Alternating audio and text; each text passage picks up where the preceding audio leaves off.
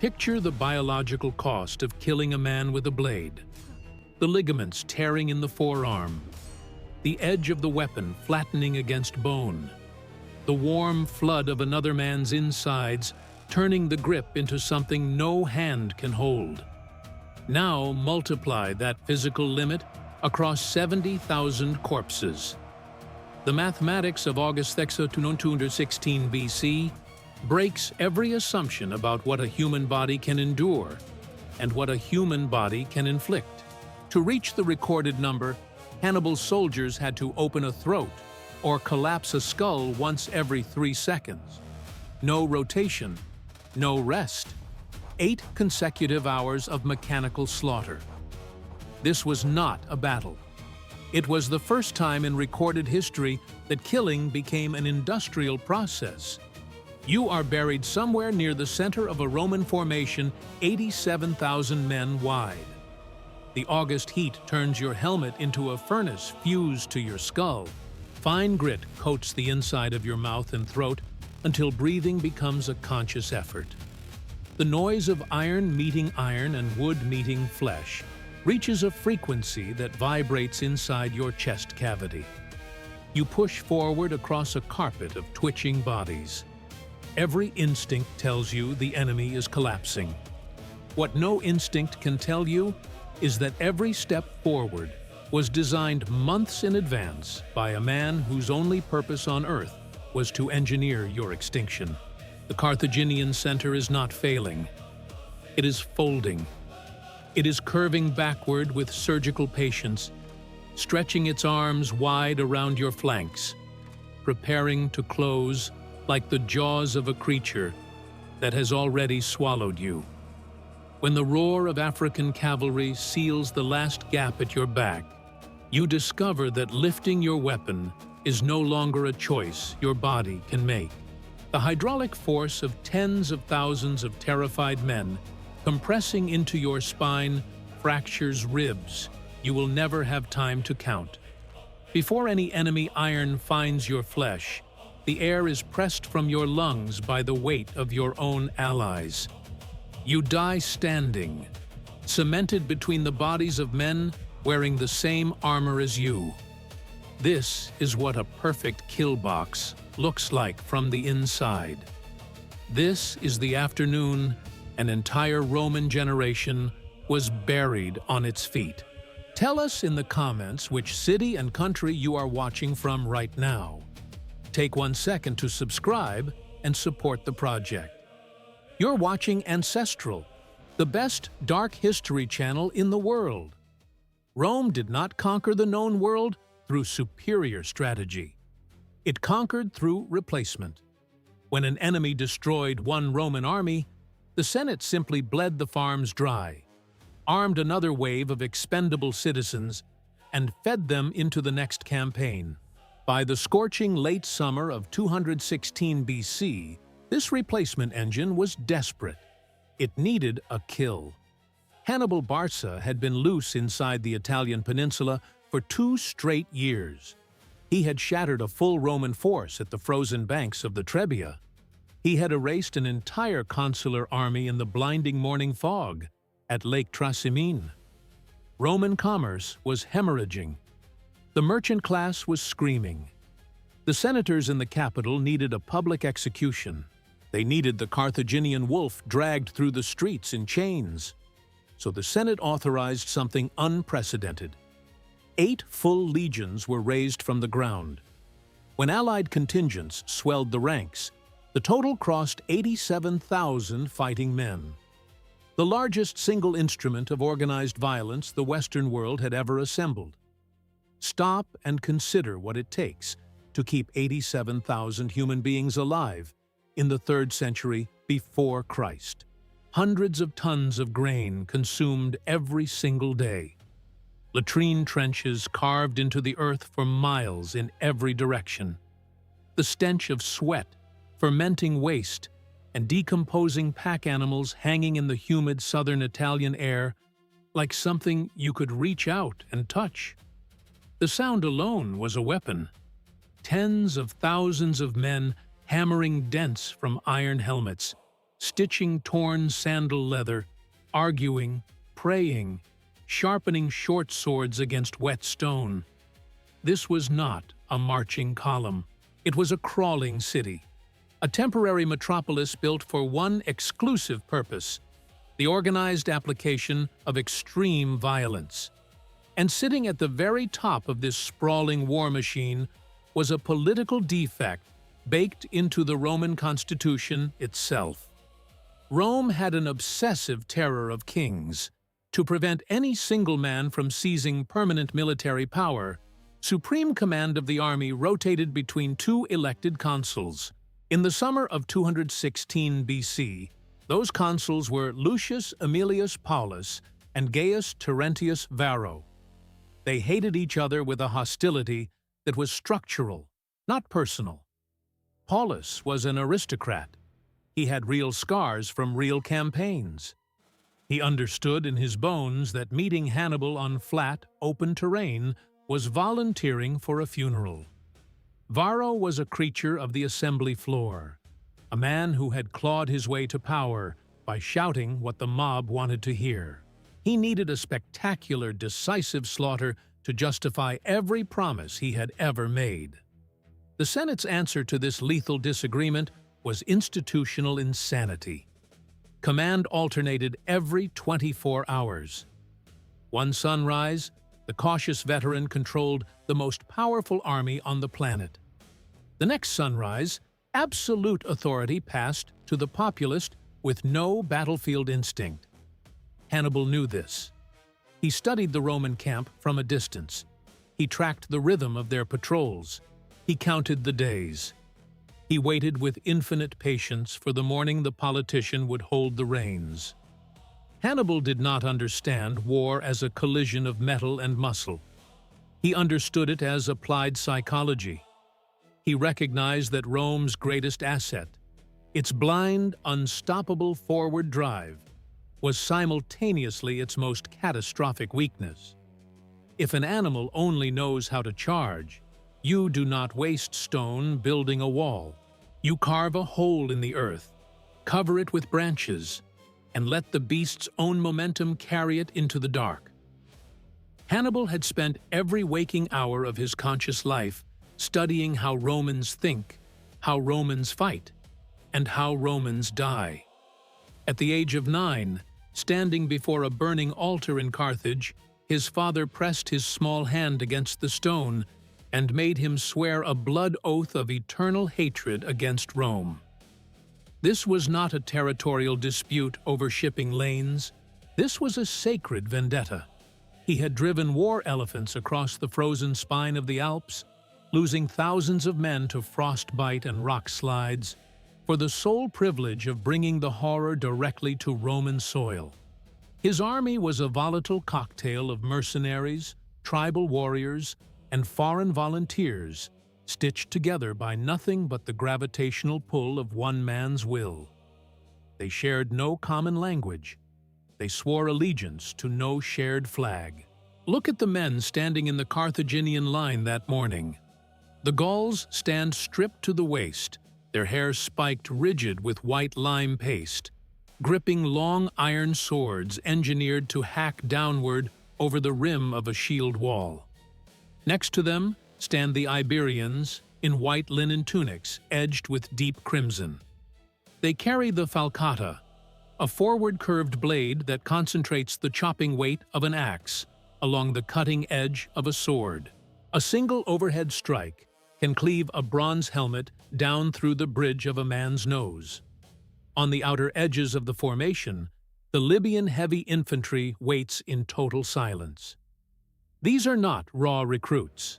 These are African veterans who have survived every engagement since the crossing of the Alps. They do not wear Carthaginian equipment. They are dressed head to toe in Roman chainmail and Roman bronze plate armor stripped from the stiffening bodies of the men they killed at Trasimene. They are a grotesque reflection of the enemy. Roman steel repurposed to destroy Roman flesh. Encircling the margins of the plain like smoke, the Numidian horsemen sit bareback on small, fast horses controlled by nothing but a wooden stick and the pressure of their thighs. They carry light javelins. They appear from nowhere, strike, and dissolve before a heavy Roman infantryman can even rotate his body to face them. Every single man standing in the Carthaginian formation understood the raw mathematics of his situation.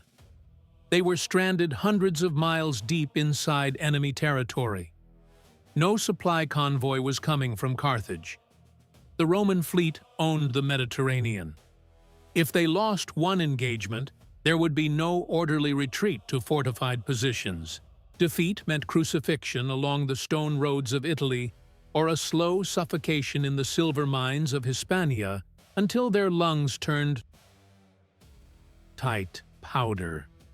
That desperation welded them into something harder than any professional army. They fought because the man at the front of their column had never once been wrong. Hannibal ate the same stale grain they chewed. He slept on bare ground, wrapped in a standard-issue cloak. When the line buckled in earlier battles, he did not observe from a safe hill on horseback.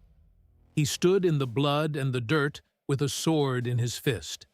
He selected the killing ground at Cannae with the precision of a surgeon choosing where to make the first incision.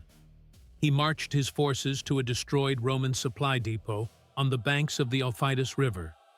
The terrain is flat, baked hard by weeks of summer heat. No tree cover, no ridgeline, no natural feature to anchor a defensive position. It is a naked arena. When Paulus surveyed the landscape, he urged an immediate withdrawal into the surrounding hills. Roman infantry excelled in broken ground, where their rigid formations could brace against rocks and slopes. On an open plain, Hannibal's vastly superior cavalry would sweep around the flanks, like water around a stone. But Varro looked at that same flat earth and saw a stage, a canvas wide enough to unleash all 87,000 men in a single, overwhelming wave. He saw the ultimate expression of brute arithmetic. Hannibal added one final invisible element to his design: the wind. In this specific corridor of southern Italy, a seasonal wind called the Volturnus blows hard from the southeast during late summer. It races across the parched farmland and lifts millions of particles of fine silica into the air. Hannibal positioned his army facing northwest. He placed the wind at his soldiers' backs. He guaranteed that when the Roman legions advanced, they would march directly into a wall of blinding, choking dust. They would fight with sand grinding into their eyes and dirt coating the inside of their throats. The morning of August 116 BC. The sun breaks over the eastern horizon, and the heat is already oppressive. It is Varro's day of command. Hannibal knows he cannot afford to let the Romans organize at their own pace. He needs the politician angry. He needs him reckless. He sends his Numidian riders splashing across the shallow current of the Aufidus. Roman foraging parties, unarmed men sent to fill water skins for the massive camp, are caught in the open. The Numidians cut them apart without hesitation. They ride directly up to the perimeter of the Roman encampment, hurling javelins into the tent lines, screaming obscenities. It is a calculated humiliation, a deliberate personal insult delivered to the face of the largest military force ever assembled. In the blistering heat of an Italian August, 87,000 men burn through water at a terrifying rate. Without access to the river, the army will begin collapsing from dehydration before the sun reaches its peak. Varro stands inside his command tent, watching the chaos unfold. His political ego cracks. He cannot stand idle while a handful of desert horsemen make fools of the Republic in front of his own soldiers. He ignores every warning Paulus shouts at him. He orders a crimson tunic raised on the tip of a spear outside the tent, the universal Roman signal for battle. The machine roars to life. There is no mechanism to shut it down. The deployment takes hours. You cannot arrange 87,000 bodies quickly. Varro makes a decision that abandons generations of Roman tactical doctrine. Standard Roman formation leaves deliberate gaps between infantry blocks. These gaps allow exhausted men in the front rank to rotate to the rear while fresh soldiers step forward. It is a breathing, self-renewing system designed for sustained grinding combat. Varro throws it away. He compresses the maniples until there is no space left between them. He packs his men shoulder against shoulder, their heavy wooden shields overlapping into a single continuous surface. He creates one solid mass of armed humanity stretching over a mile wide and dozens of ranks deep. His logic is crude but grounded in real physics. He intends to use the sheer tonnage of his army as a human battering ram. Walk forward. Crush the Carthaginian line through raw kinetic pressure. No ancient formation had ever absorbed the forward momentum of 80,000 compressed men and survived. The Roman legionary was purpose-built for this grinding, close-quarters butchery. The scutum was not a passive defensive tool.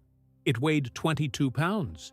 You drove the heavy iron boss directly into the enemy's face to shatter his nose and blind him with his own blood. While he staggered, you punched the gladius 6 inches into his abdomen. 6 inches is enough to puncture a liver or sever an intestinal artery. Fatal internal bleeding in minutes. Smash the shield. Thrust the blade. Step over the body. Smash. Thrust. Step. A cold, mechanical rhythm of industrialized killing. Hannibal watches this enormous block take shape through the clouds of dust. He does not flinch. He does not adjust. Varro is building exactly the weapon Hannibal designed the trap to consume. Hannibal orders his own troops into a formation that violates every accepted principle of ancient warfare. Instead of drawing a flat defensive line, he pushes his center forward toward the approaching Romans. He shapes a convex arc, a crescent bulging outward toward the enemy. He places his most expendable, most volatile fighters, the Gauls and the Iberians, at the very tip of this bulge. And he places himself and his brother Mago directly among them, standing at the point of greatest danger, ensuring by his physical presence that they hold long enough for the geometry to work. His elite Libyan veterans he holds back on both wings, concealed in deep columns behind the thick curtain of dust thrown up by the Volturnus. Their numbers are invisible. Their position is invisible.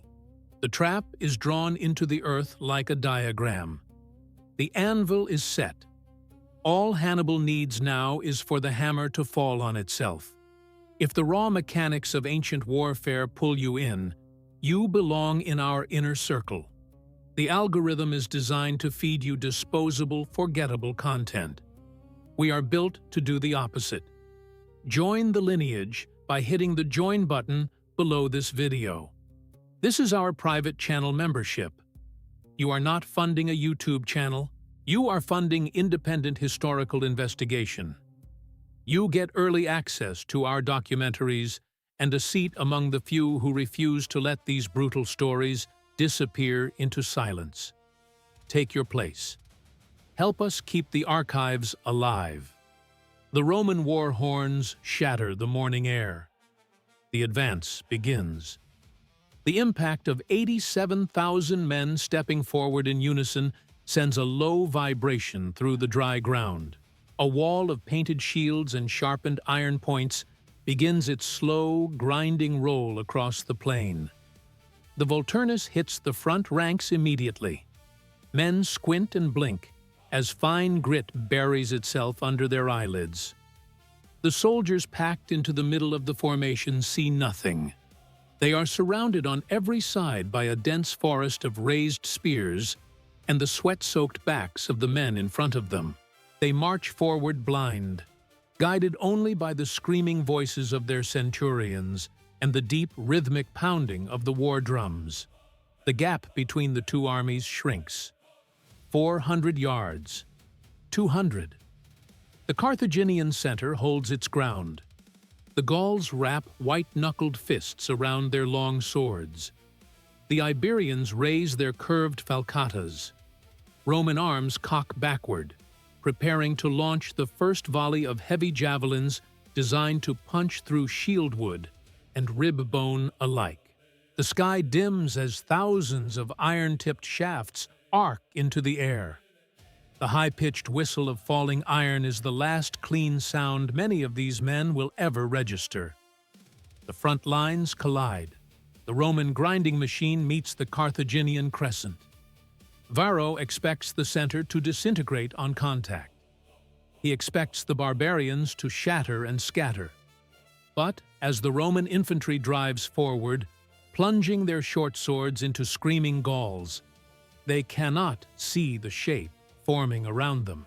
They are walking into a cage, and the door is already swinging shut behind them. The two armies meet, and the sound is geological. It is not the clash of weapons. It is the noise of a hillside shearing away from its foundation. When the Roman vanguard strikes the Carthaginian front, the accumulated momentum of 80,000 marching bodies transfers instantaneously into wood, bone, and metal. The men standing in the first row are not killed by enemy blades. They are killed by the physics of their own advance, crushed against the rims of their own shields by the unstoppable pressure behind them. Bronze cracks, iron warps. The sky vanishes behind a dense, choking curtain of ochre dust lifted by 160,000 pairs of hobnailed sandals grinding against baked earth. The killing begins at the geometric center of the plain. The Roman legionary operates on a rhythm drilled into his nervous system until it becomes automatic. Shield forward, drive the iron boss into the enemy's face. Short blade upward into the exposed belly.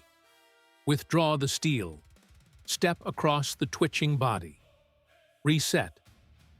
Against a stationary opponent, this sequence is a machine that does not malfunction. But Hannibal's center does not stand still. The Gauls and Iberians absorb the first Roman wave and hold for a handful of violent minutes. Then, on precise orders, they take one deliberate step backward. The Romans feel the wall give. A guttural roar of victory surges through the compressed ranks. The second row shoves the first row forward. The 50th row, blind inside a canyon of raised spears and armored shoulders, feels the surge and pushes ahead. They assume the enemy is collapsing. They assume the battle is already won. This is the exact cognitive error Hannibal engineered his entire formation to exploit. He is converting their greatest tactical virtue, their relentless forward aggression, into the instrument of their own annihilation. He stands directly behind the retreating Gauls, shouting commands over the deafening collision of iron on wood. His physical presence is the only thing preventing the controlled withdrawal from disintegrating into a genuine rout. As the Carthaginian center gives ground, the geometry of the battlefield transforms. The formation that began as a convex arc pointing toward the Romans flattens into a straight line. The Romans keep pushing. The straight line bends inward. The center caves. What was flat becomes concave. The Roman army is now pouring its mass into a deepening U-shaped corridor of enemy bodies. The density Varro engineered to maximize forward impact now becomes a structural catastrophe. He packed his maniples so tightly that as the troops funnel into the retreating pocket, the men on the outer edges are compressed inward by the curving walls of the enemy line. The formation contracts. The gap between soldiers shrinks from 3 feet to 2, from 2 to 1. Shoulders grind against shoulders. Elbows lock against rib cages. All of this unfolds beneath a suffocating cloud of fine silica, driven by the Volturnus wind. Roman soldiers scrape grit from their streaming eyes, with forearms already soaked in sweat and blood. Their attention is fixed entirely on the retreating Gauls directly ahead of them. Not a single man looks sideways.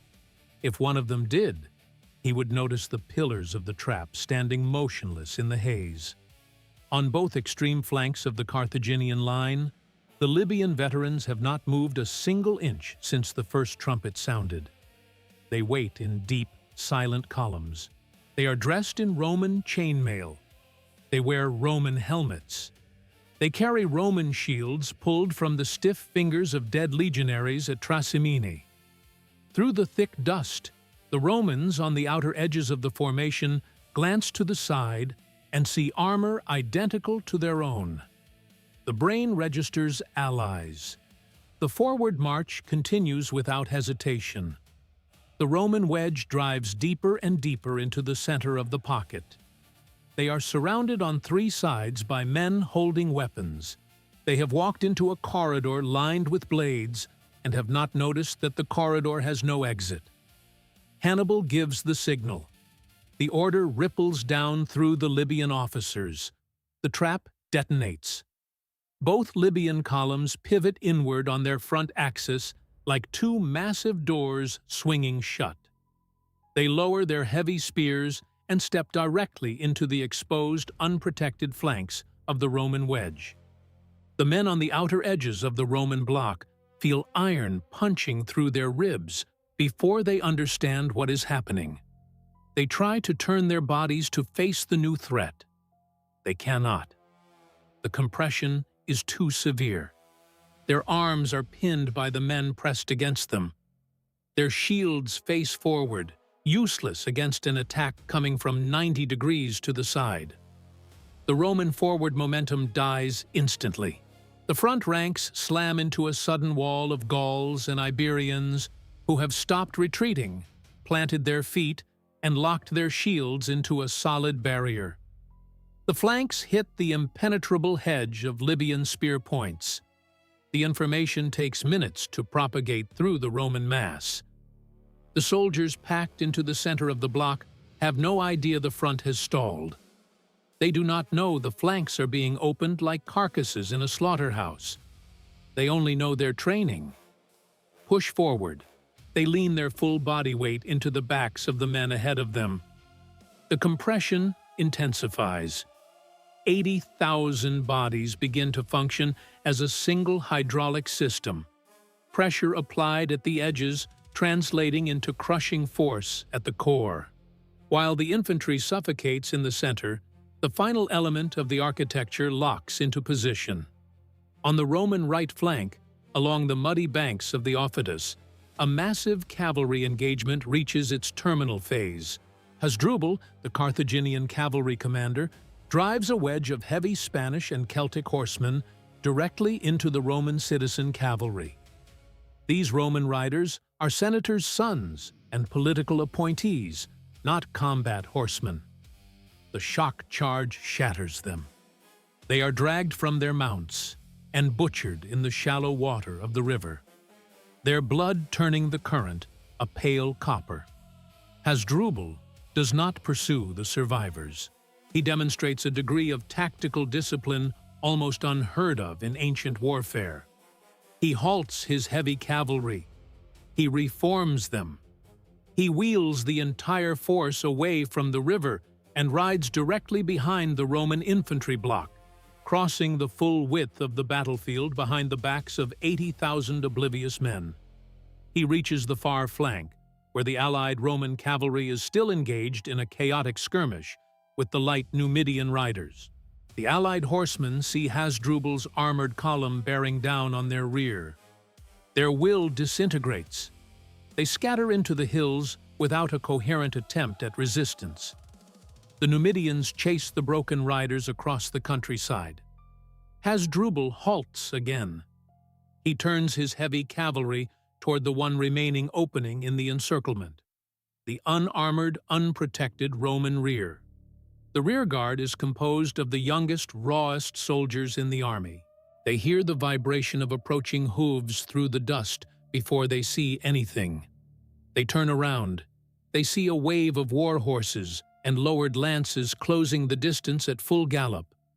The last door slams shut. The cavalry crashes into the rear ranks, driving iron through spines, trampling bodies beneath hooves. The circle is sealed. There is no gap. There is no exit. 80,000 men are locked inside a ring of sharpened metal. The acoustic signature of the battlefield changes in an instant. The deep, rhythmic war chant of the Roman advance dies. What replaces it is a high-pitched, formless wail. It is not a human sound. It is the sound of animals realizing they are trapped inside a structure designed to kill them. The psychological collapse is instantaneous and total. The legendary discipline of the Roman legion ceases to exist. Authority evaporates. Centurions scream orders into a wall of noise that swallows every word. Even the soldiers close enough to hear a command cannot physically execute it. Their bodies no longer belong to them. Their bodies belong to the crowd. The physics of crowd crush take absolute control. An army designed to occupy several square miles of open ground is now compressed into an area the size of a few city blocks. Pressure from the Carthaginian perimeter drives inward. The men on the outer edge are shoved backward by shields, spear shafts, and horse flanks. They crash into the men behind them.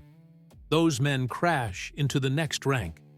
The kinetic wave propagates inward toward the geometric center of the Roman formation, like a shock wave converging on a single point. Imagine standing in the 50th rank. You have not seen an enemy soldier since the battle began. Without warning, the men in front of you are hurled backward into your chest. The men behind you are still pressing forward on momentum they cannot stop. Your arms are crushed against your sides. The 22-pound shield strapped to your left arm becomes a weapon turned against you. Its upper rim presses into your windpipe. You release your sword. It vanishes into the forest of legs below you. You cannot bend to retrieve it. If you bend your knees even slightly, the mass above you will fold your body in half, and you will never straighten again. The human rib cage is an elastic structure designed to expand outward with every breath. The diaphragm contracts, pulling downward, while the intercostal muscles hinge the ribs upward and out, creating negative pressure that draws air into the lungs. Inside the Cannae encirclement, that outward expansion becomes a physical impossibility. You exhale. The crowd shifts inward by a fraction of an inch. The empty volume your lungs just surrendered is instantly occupied by the weight of another man's bronze cuirass. You attempt to inhale. Your diaphragm contracts. Your ribs attempt to swing outward. The external load on your sternum exceeds the maximum contractile force of your respiratory muscles. The breath does not come. This is compressive asphyxiation. It is a form of death that occurs while the victim is standing fully upright on both feet. Men stare at the open sky above them as their faces darken from red to a swollen, mottled violet. Eyes distend from their sockets under intracranial pressure. Saliva fills the throat with nowhere to drain. Ribs fracture inward under the cumulative tonnage of thousands of bodies grinding against one another. A splintered rib lacerates the pleural membrane and punctures the lung beneath it. Blood floods the airway. Men die standing. They do not collapse because there is no space to collapse into. Their corpses remain vertical, wedged between the living, dead men holding up dying men. The ground beneath this compressed mass becomes a frictionless horror. 70,000 bladders and bowels release simultaneously in the collective panic. Arterial blood spraying from the wounds on the perimeter mixes with loosened dirt and human waste. The sun-baked earth dissolves into a thick, slippery paste of mud, blood, urine, and intestinal fluid. Footing becomes impossible. A single stumble is irreversible. When a man falls, the crowd steps onto him instantaneously. Iron-studded sandals crush facial bones into the muck. Vertebrae shatter under the shifting, grinding weight of the mob above. The horror of this slow compression is so absolute that some men choose to accelerate their own end.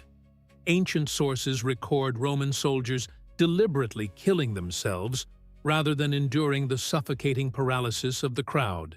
A man forced to his knees cannot fight his way back to standing. Instead of struggling against the impossible weight, he uses his bare hands to scrape a shallow depression in the blood-soaked earth. He presses his own face into the hole. He packs the wet dirt around his nose and mouth with his fingers. He suffocates himself intentionally, because a self-chosen death in the mud is preferable to the slow, conscious compression of his chest by the bodies of his own brothers. The battle ceases to function as combat. It becomes an industrial harvest.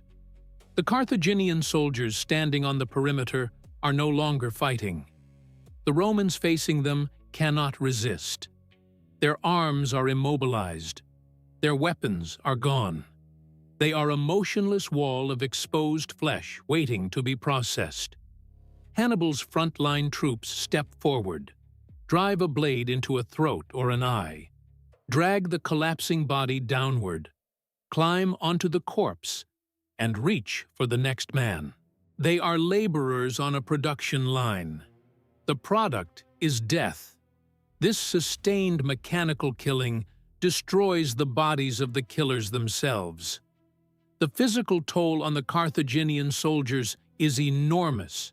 Swinging a heavy blade through muscle, cartilage, and bone for hours drains the glycogen reserves in their forearms and shoulders. Muscles seize. Tendons inflame and fray. The cutting edges of their iron weapons flatten against Roman helmet rims and human vertebral columns. A blunted sword requires exponentially more force to push through flesh. The butchers begin to stumble on the growing ramparts of corpses their own work has constructed beneath their feet. Hannibal sees the fatigue spreading through his ranks. The harvest is falling behind schedule. He issues a command designed to accelerate the throughput. Stop targeting the chest. Stop targeting the throat. Drop low. The Carthaginian soldiers crouch and swing their heavy curved blades at the back of each Roman soldier's knees. The edge severs the hamstring tendons. The leg collapses. The Roman drops, permanently immobilized from the waist down. He cannot stand. He cannot crawl. He is neutralized as a threat. The Carthaginians step over him and move on to the next man still on his feet. The paralyzed men are left alive in the mud, bleeding and screaming. They will be finished off later, once every standing Roman in the central mass has been leveled. If the brutal mechanics of ancient warfare pull you in, you belong in our inner circle. The algorithm is designed to feed you forgettable, disposable content that evaporates the moment you scroll past it. We are built to do the opposite. Join the lineage by hitting the join button below this video. This is our private channel membership. You are not supporting a YouTube channel. You are funding independent historical investigation. You get early access to our documentaries and a place among the few who refuse to let these stories dissolve into silence. Take your place in the ranks. Help us keep the archives open. The sun begins its long slide behind the ridgeline of the Apennines. The temperature drops, but the killing does not pause. The Roman army has been reduced from 87,000 men to a shrinking, trembling core of survivors standing on a hill made entirely of their own dead. The dust begins to settle. For the first time since morning, the full panorama of the plain becomes visible. The earth is not visible. Every square foot is covered with bodies. The survivors are out of water. They are out of weapons. They are out of hope. They watch the Carthaginian harvesters climbing the mound of corpses toward them, their flattened, blood-blackened blades catching the last orange light of the dying sun. Night is coming, and the harvest is nearly complete. The sun disappears behind the spine of the Apennines. The screaming dies. What replaces it is a silence so dense it carries physical weight. The Volturnus wind finally exhausts itself, and the suspended wall of fine grit drifts slowly back to the ground. When the air clears, the full dimension of the afternoon materializes. 70,000 human beings are dead inside a perimeter smaller than a modern sports complex. They are not distributed across the landscape. They are compressed. In the deepest center of the pocket, where the hydraulic crushing was most extreme, corpses remain vertical. They are locked together by interlocking shield rims and the rigid contraction of muscles that stiffened before the bodies could fall. Carthaginian soldiers have to brace their boots against dead men's chests and physically kick the fused figures apart to open a walkable corridor through the carnage. Hannibal does not permit his army to stop. The dead are not waste. In the ancient world, a corpse is an inventory. His mercenaries wade through the cooling landscape of human remains, carrying short iron knives. They cut the leather fastening straps of Roman breastplates. They peel armor from swollen skin. They pry swords from fingers already locked in the early stages of rigor. But the most prized currency scattered across this field is not iron. It is gold. Roman aristocrats and members of the equestrian class wear distinctive gold rings on their left hands. In the August heat, dead tissue bloats within hours. Pulling a ring over a swollen knuckle is a waste of time. The looters do not bother. They position the blade against the base of the finger and lever through the joint. Hannibal collects these severed rings. He fills 3 large baskets. He will later pour thousands of Roman gold rings across the marble floor of the Carthaginian Senate chamber to demonstrate, in the most visceral terms possible, the magnitude of what he has accomplished. Dawn arrives on August 3, 216 BC. The smell reaches the surrounding villages before the light does. Tens of thousands of flies materialize from the surrounding farmland and descend on the plain in a vibrating black cloud. Hannibal walks through the field. He is searching for specific bodies. He finds Lucius Aemilius Paulus. The Roman consul did not run. He died inside the center of the compression zone, his body opened by multiple spear wounds. Hannibal orders a proper burial. He respects a general who dies standing among his men. But he cannot locate Gaius Terentius Varro, the politician who demanded this engagement, the man who compressed 87,000 soldiers into a formation designed to be swallowed whole, is alive. When the flanks collapsed and the Libyan doors swung shut, Varro climbed onto a horse. He rode south to the town of Venusia with a handful of surviving cavalry, leaving his infantry to choke and bleed in the dust behind him. He ran. While Hannibal stands over the body of the dead consul, his cavalry commander rides up through the carnage. Maharbal is coated in dried gore. His Numidian horses are trembling with exhaustion from hunting fleeing Romans through the hills all afternoon and into the evening. Maharbal looks Hannibal in the eye. He points his blade north.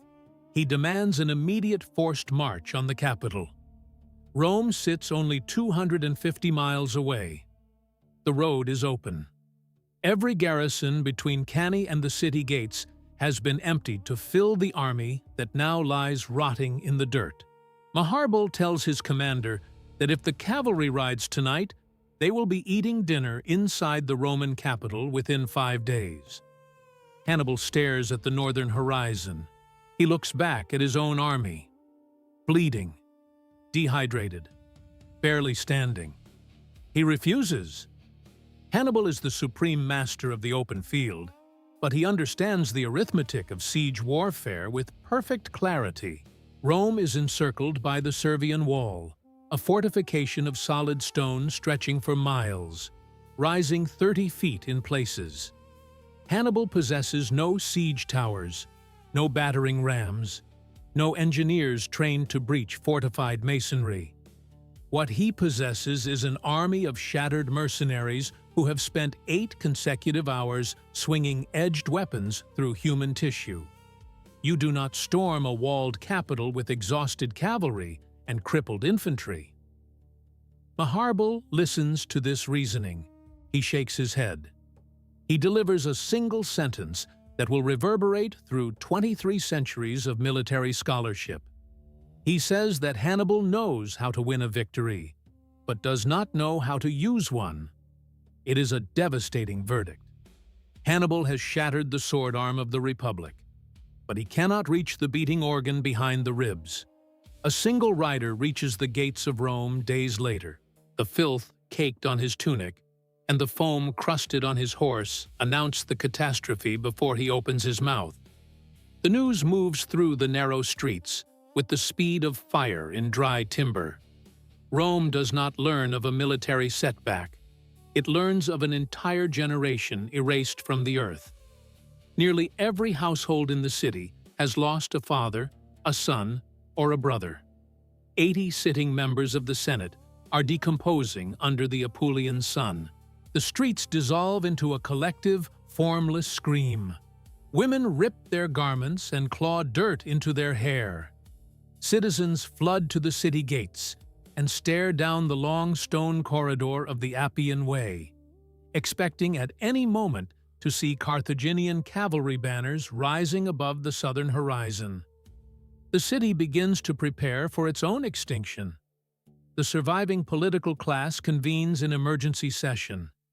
They understand that mass panic will destroy the Republic faster than any foreign army. They appoint Quintus Fabius Maximus and grant him absolute authority over the state.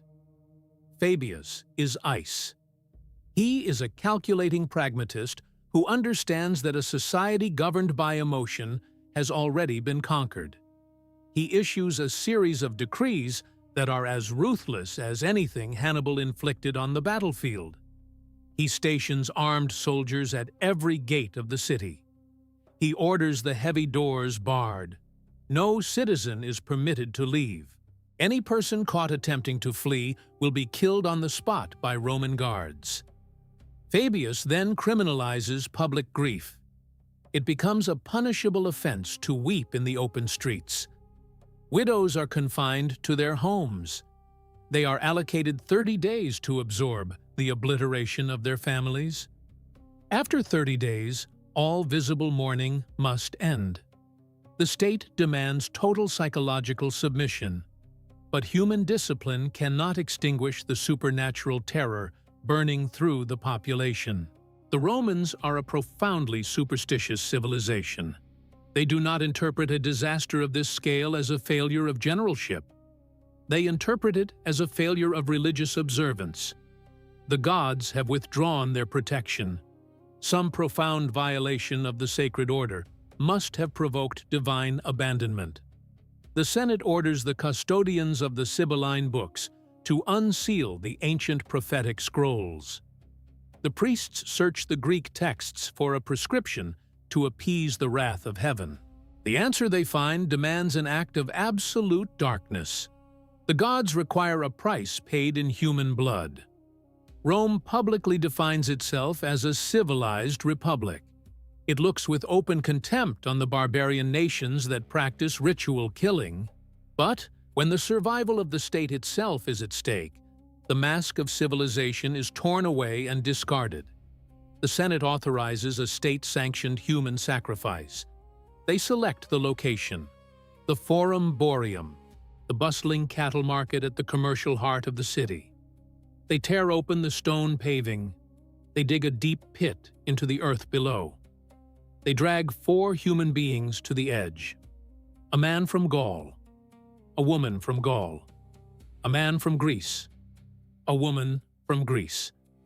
These are not convicted criminals. They are not prisoners of war.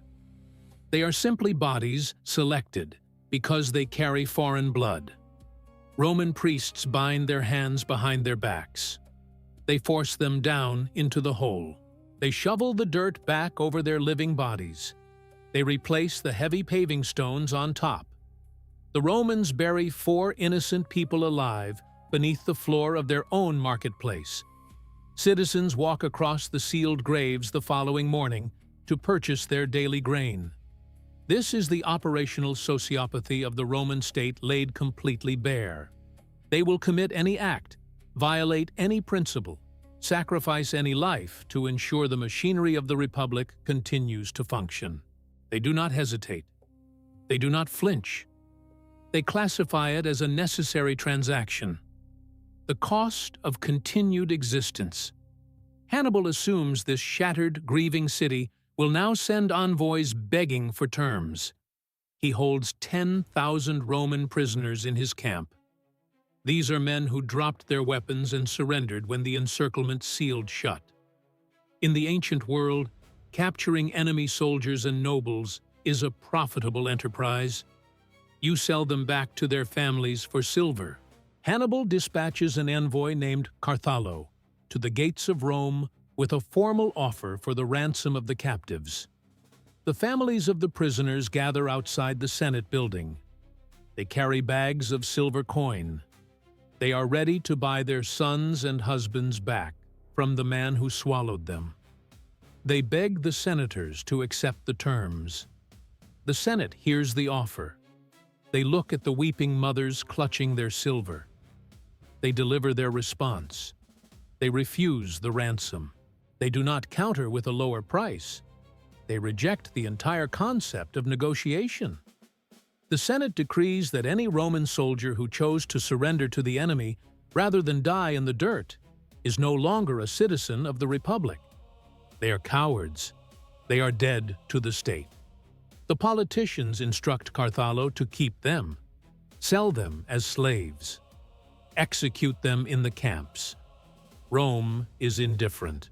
The Republic formally erases 10,000 of its own sons from existence to transmit a single psychological message to the world. Rome does not bend. Rome does not bargain with the dark. The cruelty extends even to the men who fought their way out. A few thousand soldiers manage to cut through the collapsing perimeter and survive. When these men finally stagger back to Roman-controlled territory, they are not received as survivors. They are condemned as traitors to the Roman ideal of death before surrender. The Senate strips them of their rank and status. They are expelled from the Italian peninsula entirely.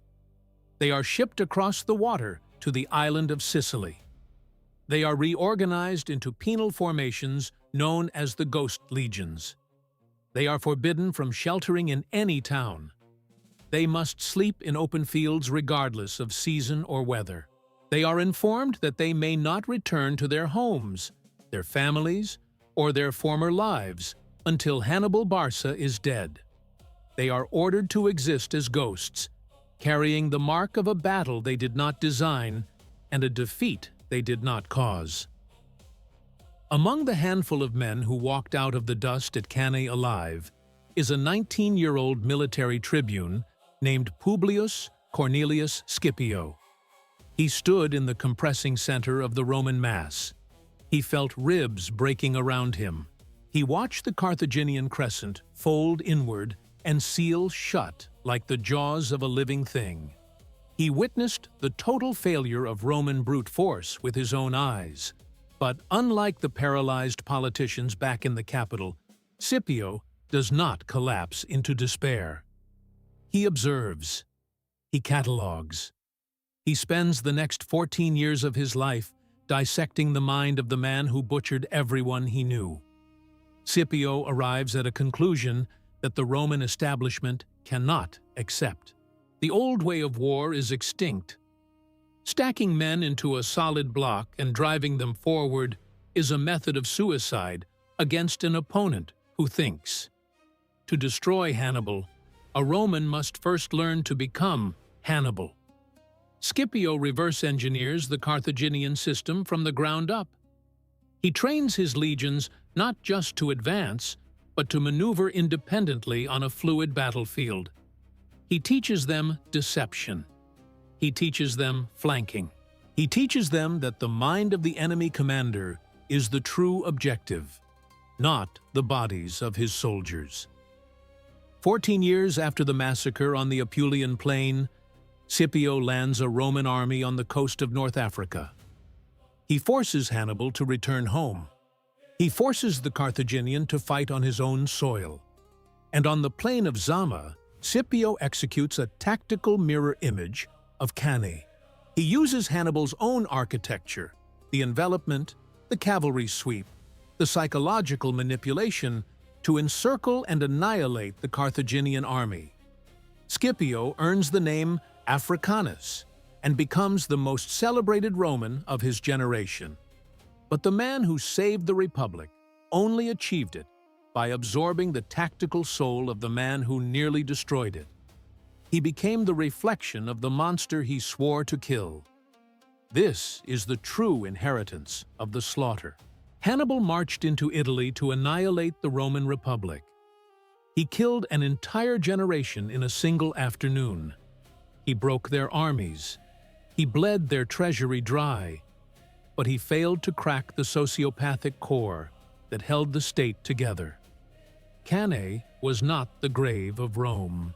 It was the forge. The Republic was thrown into the fire of that August afternoon, and what emerged was something harder, colder, and infinitely more dangerous than what went in. The trauma of Cannae burned away the last residue of Roman moral restraint. They learned that survival demands pure, undiluted ruthlessness. They learned to bury innocent people alive in marketplaces. They learned to erase their own captured sons from the record of existence. Hannibal set out to kill a republic. What he did instead was force that republic to mutate. He created an empire of merciless iron that would spend the next 5 centuries subjugating every civilization it touched. Hannibal won the perfect battle. But in winning it, he manufactured the very monster that would one day ride south, breach the walls of Carthage, and burn his city to powder. Thank you for watching this investigation. Until the very end.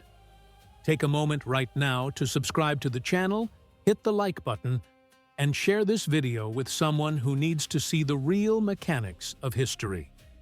You have just watched another premium documentary by Ancestral, your ultimate history hub on YouTube. On your screen right now is another video handpicked for you. Click it and watch it right now to continue your journey into the dark corridors of the human past. Step deeper into the archives.